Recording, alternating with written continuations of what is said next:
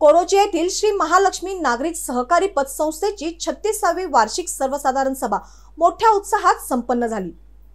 कोरोची येथे श्री महालक्ष्मी नागरी सहकारी पतसंस्थेची 36वी वार्षिक सर्वसाधारण सभा व नूतन पतसंस्था वास्तुप्रवेश शुभारंभ मोठ्या उत्साहात संपन्न झाला। प्रथम ज्येष्ठ नागरिकांच्या हस्ते नूतन वास्तूचे फीत कापून उद्घाटन करण्यात आले व नूतन इमारत वास्तुप्रवेश शुभारंभ झाला। त्यानंतर प्रमुख मान्यवरांच्या हस्ते महालक्ष्मी प्रतिमेचे पूजन व दीप प्रज्वलन करून 36वी वार्षिक सर्वसाधारण सभेची सुरुवात करण्यात आली। त्याचे स्वागत व प्रास्ताविक महेश कडाले यांनी केले व मागील वर्षाचे प्रोसिडिंग वाचून दाखविले। सदर सभेचे अध्यक्ष संस्थेचे चेअरमन शांतीलाल पाटील यांनी अहवाल वाचन करून नफा 10,54,000 इतका झाला असून 10% लाभांश जाहीर करण्यात आले व सभासदांना संस्थेच्या प्रगतीची माहिती दिली।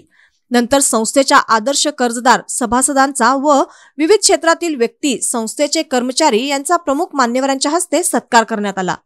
सभेवेळी हातकणंगले तालुका पतसंस्था कर्मचारी संघटनेचे अध्यक्ष सुधाकर पिसे यांच्यासह अनेक मान्यवरांची मनोगते झाली। तसेच अजित पवार गटाचे हातकणंगले तालुका महिला अध्यक्षपदी निवड झाल्याबद्दल सौ अनुराधा पाटील यांचा सत्कार करण्यात आला व कार्यक्रमाची सांगता करण्यात आली। शेवटी संस्थेचे व्हाईस चेअरमन इंद्रवदन तिकोटी यांनी आभार मानले व कार्यक्रमाची सांगता झाली।